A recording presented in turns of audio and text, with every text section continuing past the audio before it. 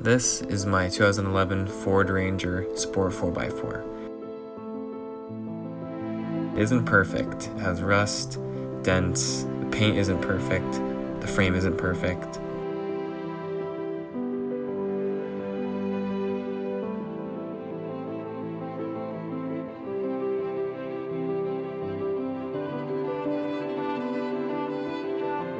The 4-liter V6 with 207 horsepower isn't the most powerful engine. However, there is something about it that is just special. And anyone who has a Ford Ranger knows what I'm talking about. So let me take you on a tour of my 2-year experience with this Ford Ranger and 1 year with the new lift setup.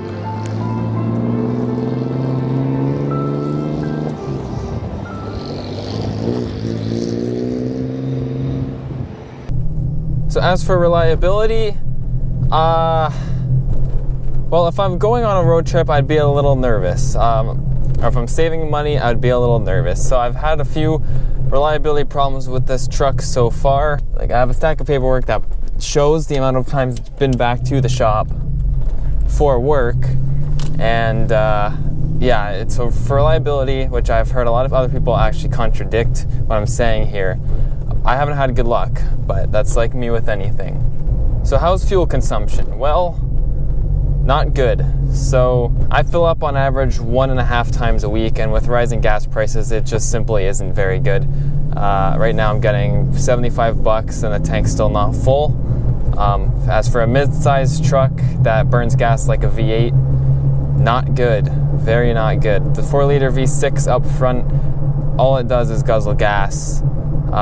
And if it weren't for the exhaust I have on the truck, maybe I'd conserve a bit more gas. But on top of that, it probably wouldn't be as fun to drive and actually hear the gas being burned out. So now this Ranger of its time was meant to follow in the shadow of the F-150. As for engine size, smaller. Cab size, smaller. Bed size, relatively the same. Towing capacity, less.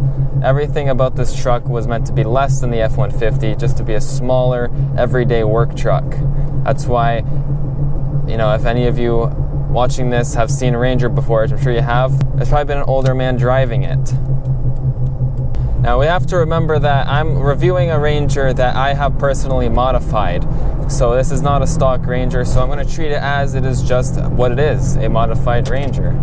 Storage capacity in the interior is terrible. Cup holders, there's 4 of them.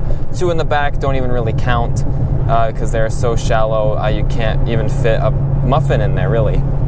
So the cup holders up front, if you get a cup too large because you want the large option on the menu, you're going to hit it in 4th gear every time. Or if you want reverse, you're going to spill it all over your lap. It's just going to happen. But fortunately, this truck does come with factory rubber floors, which are very easy to clean. The F-150 of the Ranger's time in this generation had the 5.4-liter Triton V8. I've driven a truck with that engine before, actually 2007 F-150. And to put it simply, it's a much larger truck. It is a full-size truck after all. But since this truck is lifted, it makes a big difference. This truck feels like a full-size truck. However, it doesn't have any of the full-size specialties you want. You got bad cup holders. You have no storage. I have sunglasses down in the door pocket that take up all of the space. The center console gets full if you put 1 sheet of paper in it. And as a matter of fact, I think this armrest that I'm resting my arm on is bigger than the center console. As for cargo and bed space, you can actually fit a lot. However, the wheel wells take up a lot of the space back there. So it looks a little deceiving when you go to actually put something in there and you realize that it's hanging out of the tailgate or it's propped up on a weird angle just simply because the truck isn't wide enough. So for daily driving it, because that's what I do, the transmission is pretty good, although, and I'm sure it's like this with many other cars and manual transmissions, it does get clunky after a while. Sometimes it'll get hard to get into reverse, and I may grind the odd gear or two, just simply because the clutch isn't being pushed down far enough. The clutch, however, extremely light. With the heavy-duty clutch, your leg is going to be burning, and I've driven this truck in heavy traffic, and I can say I've never had my leg be actually burning and getting a workout out of operating this clutch. It's extremely light. As for the length between gears, I've drag raced this truck, and third gear is at the top, front of the engine, and fourth gear is all the way at the back of the tailgate. You're rowing the gears. You are reaching for every single gear, and the throw between is like a football field. This interior style they held on to for about a decade, maybe longer. So at this point, which this model year is a 2011, it is very outdated, and you can definitely see that. You have plastic made out of Fisher-Price kids' toys, melted down and repurposed. You have door sills that creak every time you hit a bump. These interiors are not very well built. Whereas in the F-150, you get all of that same stuff. It's all plastic pieces, and however, you will be paying a lot more, not only on gas, but as the truck itself. Full-size trucks just typically are more. Now, this truck specifically has the Sport 4x4 package. As for what that exactly does, I don't know. But the four-wheel drive system in this truck is very good, actually. I've used it in the snow, and it is actually very good. If I can't get through something in two-wheel drive, four-wheel drive will get it sorted, and I can get through pretty much anything. Especially, granted, the 33-inch wheels on this truck make a huge difference as well. On the topic of mods, your base Ranger won't have 33-inch wheels. As said, I can go pretty much anywhere. The BF Goodrich all-terrain tires can grip on any surface. Sometimes they get a little slippery just based on the width, but they're really good tires. For suspension, it rides similarly to the stock suspension now, since I have a lift kit on it, and it is bumpy. Let's take a listen.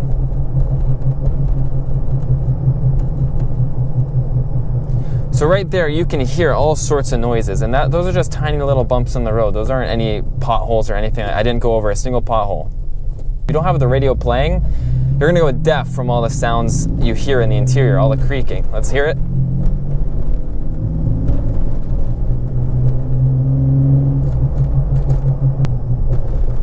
So why are these Rangers appealing, and why would you pick one over an F-150? Well, let me tell you, it's cheaper on insurance. It is better on gas. You have the 4-liter V6, as I mentioned, that does get really poor gas mileage. However, this truck is much lighter than the F-150. Because it's smaller, you're less likely to hit things. So taking it to school or things like that, which is what I use it for, school and work, you're not going to be in anyone's way. It's not big and obnoxious, especially with a big lift kit on it, or a bigger lift kit to make it look like an actual proper sized truck. And it's not bad at all to drive. I've had my fair share of problems, as I mentioned earlier, and overlooking that, and just when it is working and it's got a full tank of gas, it's not all that bad. More on daily living, I would say the AC and the heater, which is a well-known fact for all Fords, I feel like, very good. The heater heats up extremely quick, as well as the AC cools down very quick. I know when I had my Honda Civic, it wasn't nearly as fast as this truck, although it was pretty close. This truck heats up and cools down really well in the interior and takes care of you in that way. All the dials on the gauge work for the most part. They're very clunky, plasticky, and can even pop off. I'm pretty sure I pulled off my four-wheel drive knob before, because it's all just pop on, pop off pieces. It's not, the whole bezel is just one plastic trim piece, which is known for cracking if you ever want to take it off. And as well, these sun visors here, although they are pretty big and do the job and swivel around, there is no actual mirror on it. So if you want to look at yourself in the mirror, or you ever just, for whatever reason, because I don't care about looking in mirrors and stuff like that, but I know my girlfriend would like to see, would like to look at that. And even if I have something in my eye or something I like to see, I can't do that. I have to use the rear view mirror, because there is no mirrors on, Jesus Christ. Because there is no mirrors on the sun visor. You have no way of looking at yourself. There's nothing up there at all. It's just a sun visor.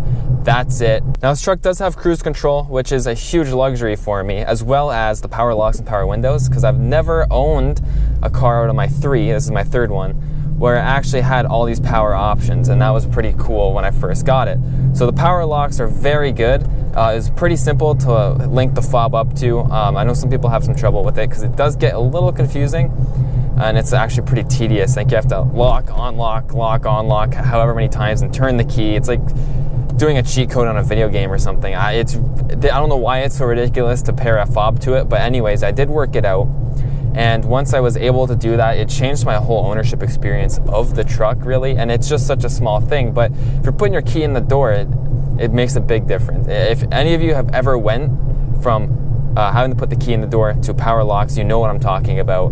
Big difference, especially in these days where people have keyless entry and the car can sense your foot and stuff and open doors and open it from your phone. Like, you know, power locks is a pretty necessity now, and if you don't have it, it kind of sucks. It kind of sucks in today's world. So, although, and I don't have too much to say on it because I shall now demonstrate what power windows are like on the Ford Ranger.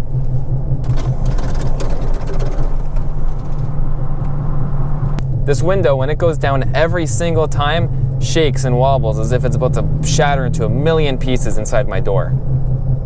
And it's a common problem. I know it was a problem on the Ford Explorers, which shares the same chassis as this truck. And I've seen all kinds of forums, and there's no real fix that I was able to see universally between everyone. And I think that is such a shame. You get your power windows, and they do that. They shake and rattle, and although it's just an annoyance, hopefully it won't get worse. But now it's time to talk about some of the good stuff. This truck has brought me a lot of joy, not only in modifying it, making it my own, because I didn't realize that there was such a big aftermarket in these, but there really is, like with any truck. You know, although the gas and all of that, going from my Honda Civic to this truck was definitely something I really wanted.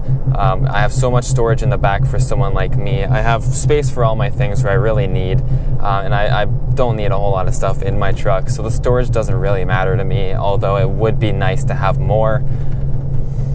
As for the build quality, it is what it is. It's early Ford. I paid $7,500 for this truck, and you know what? It's gonna rattle and clang around, and it's just gonna be how it is. It really is. So it's not a Mercedes, it's not a $50,000 BMW, it's gonna rattle around. It's a truck, it's a Ford truck, right? With a lift kit and 33-inch wheels. Who cares? It's not like you're paying out so much money for a brand new F-150 because something broke or anything like that. It's really not. And these engines, people will blow these engines up and it costs them $200, $300. $300 for an engine because these are just everywhere. And as I mentioned earlier very briefly, there is people who have had no problems with their truck. I very well just got a lemon. These trucks may very well be extremely reliable and have no problems. There's 4-liter V6 Rangers that go up to 400,000 kilometers. I'm at 200,000 right now. This truck is 10 years old. So that would mean that this truck, before it would need an engine, would be 20 years old. That's not bad.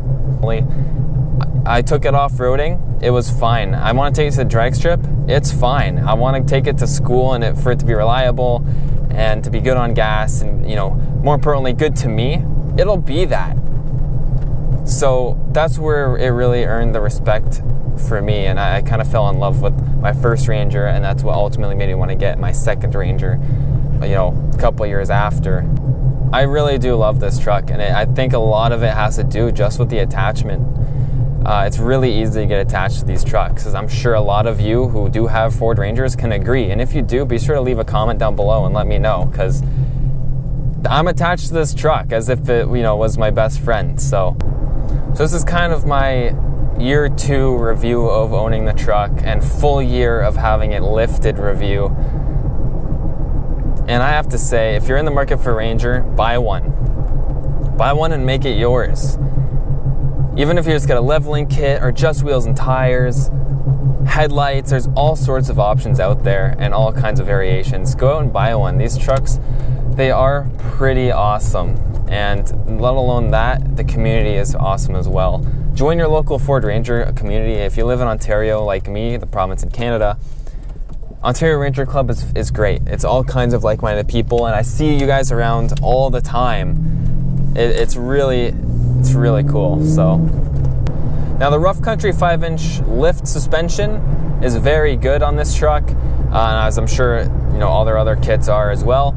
I can take this thing off-road, and as I mentioned, it does not care. It hits bumps pretty hard and throws me around, but it's nothing to write home about. It's a truck after all, and you're off-roading. It's going to be pretty bumpy.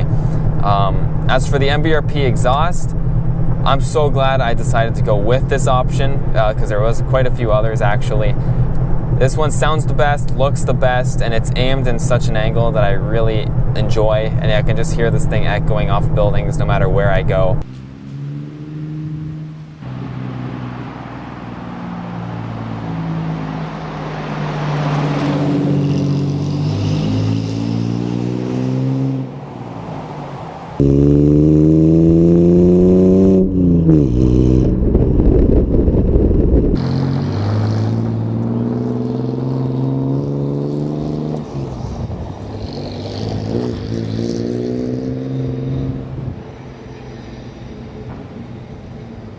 And the Spec D tuning headlights that I have, I've had them almost a full year on this truck now, and once again, good quality. There's never been any moisture inside. I can only think of a handful of times, and they've been treating me very well. The brightness is good on them. Same deal with the taillights, good quality, although it took some body modification. All these modifications that I've done to this truck have all come together to make this truck my personal favorite truck. And the closest thing I could get to my all-time favorite truck being the Ford Raptor, of course. It's been a really good truck to me over the last year and a half, and I look forward to another year with it. So if you guys did enjoy this video, be sure to leave a like and subscribe, and let me know again what your thoughts are. I'm going to enjoy driving this truck today, as kind of reminded me of a lot of things I really enjoy about it. Well, let's see where we're at in another year. Memories of you and me, stuck inside these pages. Every melody is you. You left, yet I keep dreaming.